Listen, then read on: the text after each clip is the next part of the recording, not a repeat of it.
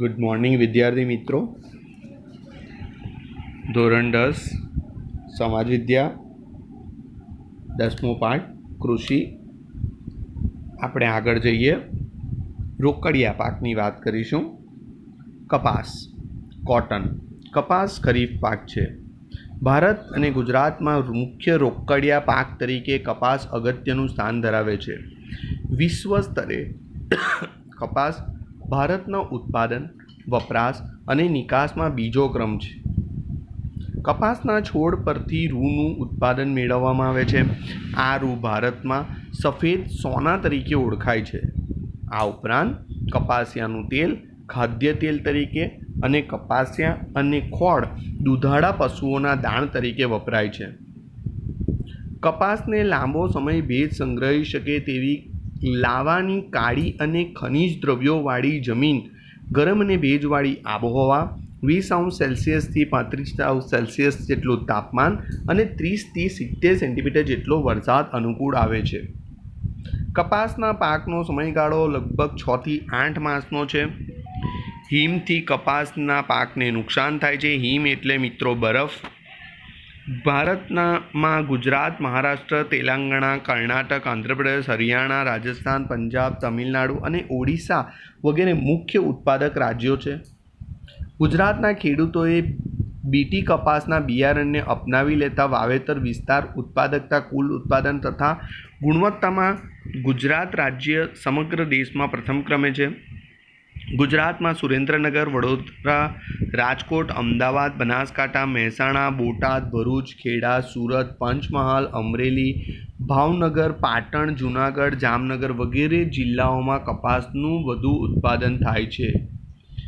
તમે અહીં જોઈ શકો છો મિત્રો, આ જે કોફી રંગ દેખાય છે એ શણ છે, લીલો રંગ બતાવે છે એ શેરડી છે અને ગુલાબી રંગનું ભાગ બતાવે છે તે કપાસનો પાક દર્શાવે છે. કપાસ, શેરડી અને શણ એ રોકડિયા પાક તરીકે ઓળખવામાં આવે છે. વાત કરીએ મિત્રો શેરડીની. શેરડી ભારતનો એક મુખ્ય પાક છે. વિશ્વમાં વાવેતરની દ્રષ્ટિએ શેરડીનું સૌથી વધુ વાવેતર ભારતની અંદર થાય છે. ઉત્પાદનમાં બ્રાઝિલ પછી બીજો ક્રમ છે. શેરડીમાંથી ગોળ, ખાંડ, ખાંડસરી અને ઇથેનોઇલ બને છે.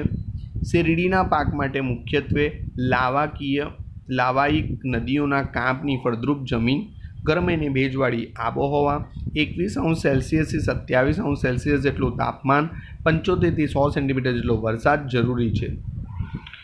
ઓછા વરસાદવાળા વિસ્તારમાં સિંચાઈથી આ પાક લેવામાં આવે છે. ભારતમાં ઉત્તર પ્રદેશ, મહારાષ્ટ્ર, તમિલનાડુ, કર્ણાટક, આંધ્રપ્રદેશ, ગુજરાત વગેરે શેરડી પકવતા મુખ્ય રાજ્યો છે.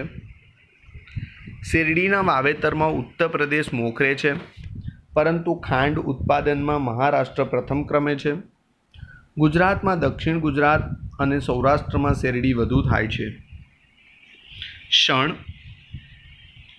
શણના ઉત્પાદનમાં ભારત હાલમાં પ્રથમ ક્રમે છે. શણના રેસાને ગોલ્ડન ફાઇબર તરીકે ઓળખવામાં આવે છે.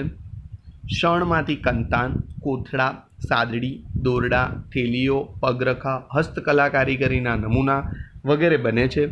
શણ ઉદ્યોગમાં ભારતની બાંગ્લાદેશના સસ્તા શ્રમ સાથે હરીફાઈ છે. શણના પાકને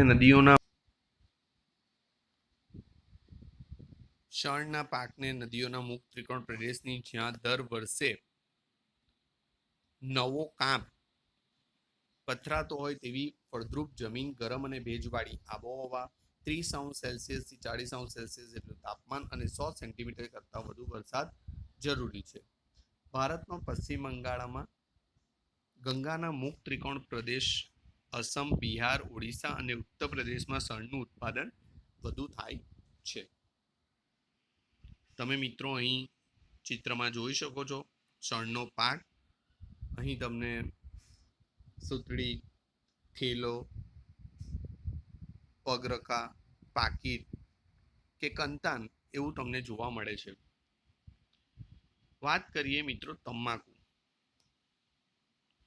તમાકુ ખરીફ પાક છે.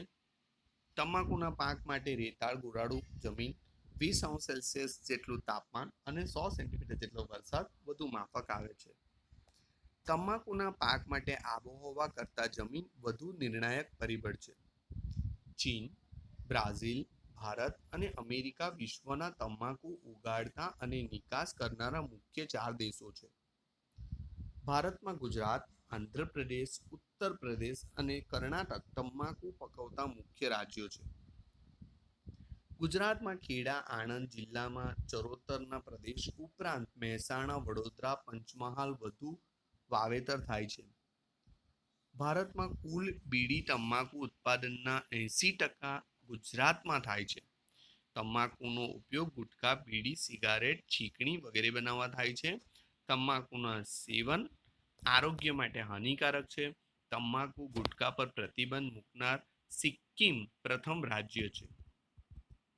રબર. લેટેક્સ કુળના રબરના વૃક્ષમાંથી ઝરતા દૂધમાંથી રબર તૈયાર થાય છે. રબરના બગીચામાંથી એકત્ર કરેલ દૂધમાં એસેટિક એસિડ મેળવીને ધીમા તાપે ગરમ કરીને રબર બનાવાય છે. રબરના બગીચામાંથી એકત્ર કરેલ દૂધમાં એસેટિક એસિડ મેળવીને ધીમા તાપે ગરમ કરીને રબર બનાવાય છે, જેનો ઉપયોગ ટાયર ટ્યુબ જેવી અનેક ઔદ્યોગિક પેદાશોમાં થાય છે. ગરમ અને ભેજવાળી આબોહવા, વધુ વરસાદવાળા વિસ્તારોમાં રબરની બાગાયતી ખેતી કરવામાં આવે છે. વિશ્વમાં રબર ઉત્પાદનમાં મલેશિયા પ્રથમ ક્રમે છે. ભારતનો મુખ્ય ઉત્પાદક દેશોમાં સમાવેશ થાય છે. ભારતમાં કેરળ, તમિલનાડુ, કર્ણાટક, અસમ અને ત્રિપુરા રબરનું ઉત્પાદન કરતા મુખ્ય રાજ્યો છે. ઔષધીય અને મસાલા પાક. જીરું, વરિયાળી, ઈસબગુલના ઉત્પાદનમાં વિશ્વમાં ગુજરાત પ્રથમ સ્થાને છે. આ ઉપરાંત ધાણા, મેથી, રાઈ, સુવા, અજમાના ઉત્પાદન અને નિકાસમાં ભારત મોખરે છે. વિશ્વમાં કુલ મસાલા ઉત્પાદનમાં ભારતનો હિસ્સો લગભગ 35% જેટલો છે. ભારતમાં કાળા મરી, તજ, લવિંગ વગેરેની માંગ દેશ વિદેશોમાં ખૂબ જ રહે છે. ગુજરાતમાં અશ્વગંધા, તુલસી, કરિયાતુ, મીંડી, આવડ, સફેદ મૂસળી, મધુનાશિની, અશોક, ગરમર, લીંડી પીપર, ગળો, કુંવરપાઠું વગેરે ઔષધીય પાકો તેમજ સુગંધિત પાકોમાં ફુદીનો, મેન્થોલ, પામરોઝા, લેમન ગ્રાસનો સમાવેશ કરી શકાય છે. ફળો, શાકભાજી અને ફૂલોની ખેતીની વાત કરીએ. વિશ્વમાં ફળોના ઉત્પાદનમાં ભારત ચીન પછી બીજા ક્રમે છે. ભારતમાં કેળા, કેરી, સફરજન, દ્રાક્ષ, નાશપતી, નારંગી વગેરેની ખેતી થાય છે. કેળા તમિલનાડુ, ગુજરાત અને મહારાષ્ટ્રમાં તો સફરજન જમ્મુ કાશ્મીર, હિમાચલ પ્રદેશ તથા દ્રાક્ષ ઉત્તરાખંડ, મહારાષ્ટ્ર, હિમાચલ પ્રદેશ, જમ્મુ કાશ્મીર, પંજાબ, તમિલનાડુ અને આંધ્રપ્રદેશમાં થાય છે. ભારતમાં દ્રાક્ષનું ઉત્પાદન માંગ કરતાં ઓછું હોવાથી અફઘાનિસ્તાન, પાકિસ્તાન અને ઓસ્ટ્રેલિયાથી આયાત કરીએ છીએ. આ ઉપરાંત વિવિધ શાકભાજીની ખેતી પણ થાય છે. ફૂલોમાં ગુલાબ, જુઈ, મોગરો, ગલગોટા વગેરેની ખેતી થાય છે. આમ ભારતમાં વિવિધ પ્રકારના પાક થાય છે. કૃષિમાં ટેકનિકલ અને સંસ્થાકીય સુધારા. પહેલાના જમાનામાં દાતરડું, કોદાળી, પાવડો, ઓરણી, હળ, ગાડું જેવા ટાંચા અને સાદા સાધનો વડે ખેતી કાર્ય કરવામાં આવતું હતું. હવે તેમાં આધુનિક ઉપકરણોએ પગપેસારો કર્યો છે, જે પૈકી ટ્રેક્ટર, ટ્રેલર્સ, રોટાવેટર સૌથી સામાન્ય છે. આ ઉપરાંત ઘઉંની કાપણી માટે પ્રથમ થ્રેસર અને ત્યારબાદ હાર્વેસ્ટર જેવા અત્યાધુનિક ઉપકરણો વપરાવા લાગ્યા છે. આ સિવાય રાસાયણિક ખાતરો, હાઇબ્રિડ બિયારણો, બીટી બિયારણો, જંતુનાશક દવાઓ તેમજ ટપક સિંચાઈ, ગ્રીન હાઉસ વગેરેનો વપરાશ પણ વધ્યો છે. ટેકનિકલ સુધારાની વાત કરીશું મિત્રો. ભારતમાં ખેતી ક્ષેત્રે બિયારણ, ખાતર અને ખેત સાધનોમાં આવેલા પરિવર્તન ટેકનિકલ સુધારા તરીકે ગણાય છે. પહેલી વાત કરીએ, સિંચાઈ માટે ખેડૂત પહેલા કોસ, રહેંટનો ઉપયોગ કરતો હતો. આજે સબમર્સિબલ કે મોનોબ્લોક પંપ સોલર પંપ, ટપક સિંચાઈ અને ફુવારા પદ્ધતિનો ઉપયોગ કરતો થયો છે. રાસાયણિક ખાતરો DAP, di ammonia phosphate, NPK, nitrogen phosphate, phosphorus અને પોટાશ, યુરિયા તેમજ જૈવિક ખાતરો, બાયોફર્ટિલાઇઝર, પ્રવાહી જૈવિક ખાતર, બાયોટેક બિયારણો વગેરેનો ઉપયોગ થાય છે. ખેડૂત પાક સંરક્ષણ માટે જંતુનાશક દવાઓ અને જૈવિક નિયંત્રણોનો ઉપયોગ કરતો થયો છે.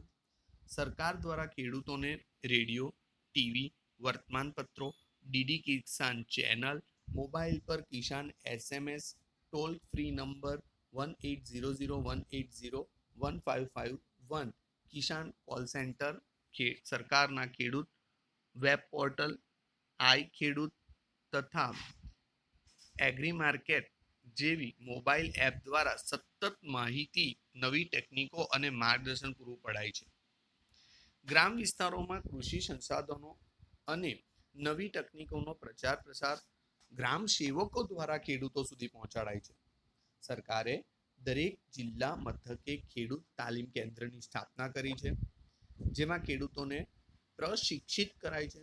ગુજરાતમાં કૃષિ મેળાઓ દ્વારા ખેડૂતોને અદ્યતન માહિતી અને માર્ગદર્શન અપાય છે. દરેક રાજ્યમાં કૃષિ યુનિવર્સિટીની સ્થાપના કરવામાં આવી છે. ગુજરાતમાં દાંતીવાડા, જુનાગઢ, આણંદ અને નવસારી ખાતે કૃષિ યુનિવર્સિટીઓ સ્થાપવામાં આવી છે. તેઓ ખેતી ક્ષેત્રે નવા સંશોધનો કરે છે અને કૃષિવિદો તૈયાર કરે છે. આ ઉપરાંત કૃષિ ક્ષેત્રે સંશોધન કરતી ICAR Indian council of agriculture research અને DARE departmental of agricultural research and education વગેરે સંસ્થાઓ રાષ્ટ્રીય કક્ષાએ કાર્યરત છે. સંસ્થાકીય સુધારા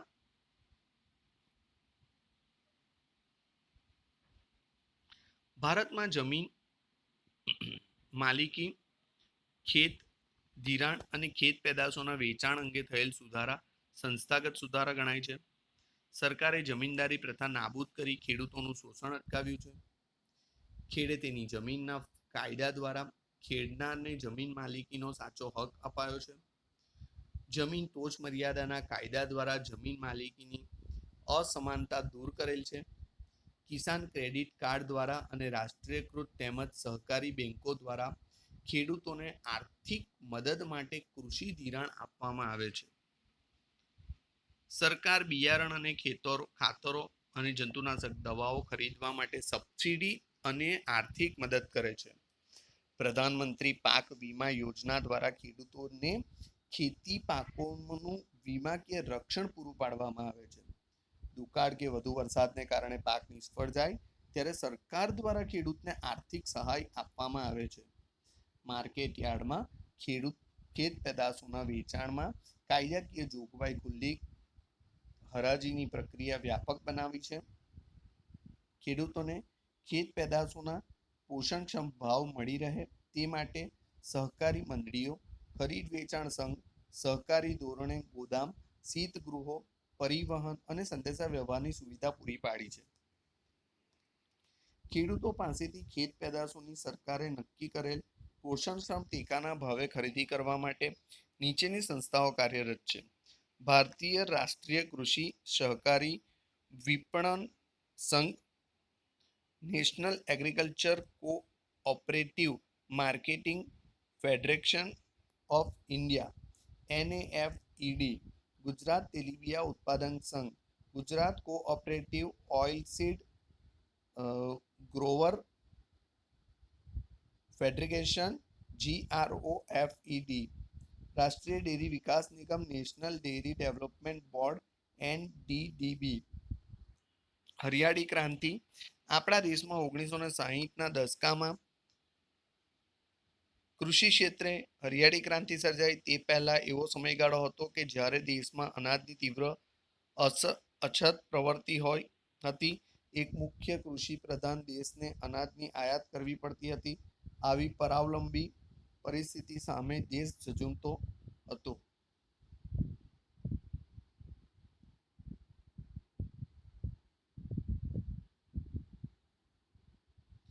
બિયારણની સુધારેલી જાતો, રાસાયણિક ખાતરોનો વધેલો ઉપયોગ દેશના ખેડૂતોનો પ્રચંડ પુરુષાર્થ, વીજ વિતરણની વ્યાપક વ્યવસ્થા, સિંચાઈની સવલતોમાં થયેલ સુધારા વગેરે પરિબળોથી કૃષિ ક્ષેત્રે ઉત્પાદનમાં થયેલ અસાધારણ વધારાને હરિયાળી ક્રાંતિ તરીકે ઓળખવામાં આવે છે. મિત્રો, તમને હરિયાળી ક્રાંતિ વિશે એક સવાલ પૂછવામાં આવે 1 માર્કમાં, તો તમારે આ જવાબ લખવાનો રહેશે.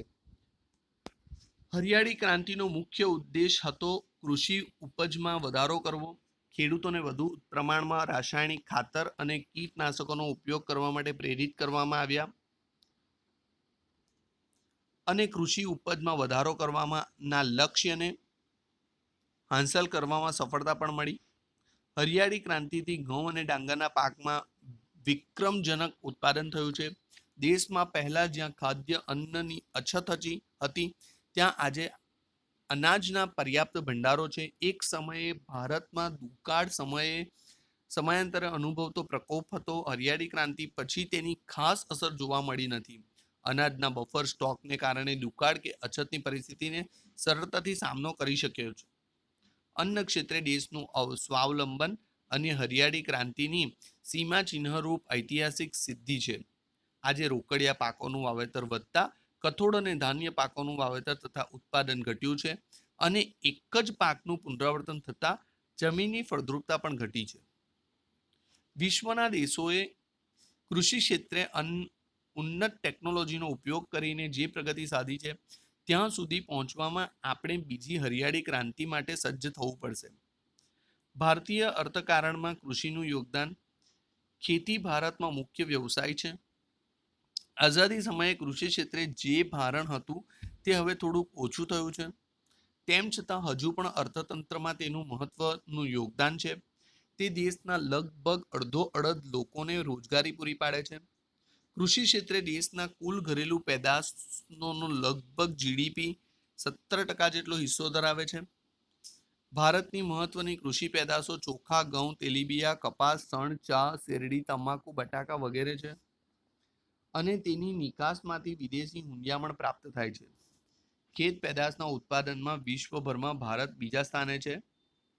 સુતરાઉ કાપડ, ખાંડ, કાગળ, તેલ વગેરે ઉદ્યોગો તથા ખાદ્ય સામગ્રીને લગતા પ્રસંસ્કરણ ઉદ્યોગ માટે કાચો માલ પણ ખેતીમાંથી જ મળી રહે છે. કૃષિ ભારતના લોકોને ખોરાક પૂરો પાડે છે. જો કે અનિયમિત અને અનિશ્ચિત વરસાદ અને સિંચાઈની અલ્પ સગવડને કારણે ખેતી ક્ષેત્રે વૈશ્વિક બજારમાં ભારતનો દેખાવ સાતત્યપૂર્ણ રહ્યો નથી. અનાજ સંરક્ષણ. આજે કોઈ પણ દેશ માટે અન્ન સુરક્ષા જરૂરી છે. જો અનાજની માંગ વધતી જતી હોય અને અનાજની મોટા પાયે આયાત કરવી પડતી હોય તો તે દેશ માટે તેની રાજકીય સ્વતંત્રતા જોખમમાં મુકાઈ શકે છે.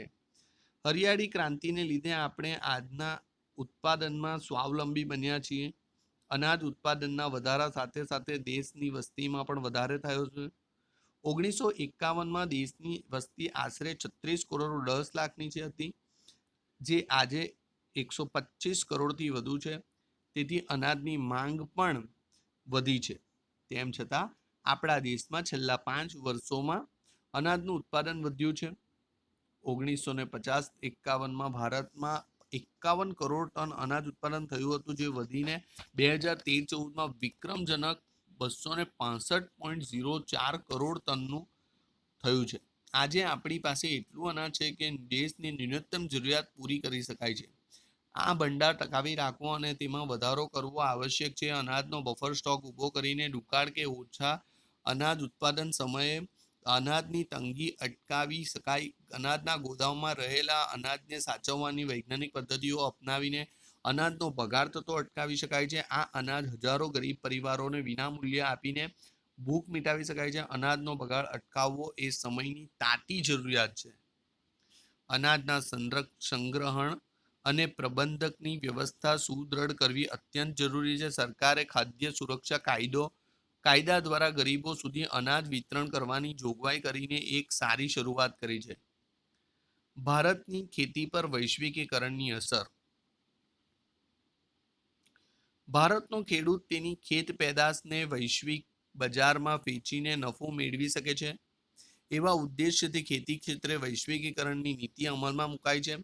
વૈશ્વિકીકરણને લીધે ખેતી ક્ષેત્રે કેટલાક પરિવર્તનો આવ્યા છે. ખેતી પાકોને નિકાસ કે આયાત કરવા માટે પ્રક્રિયા સરળ કરાઈ છે.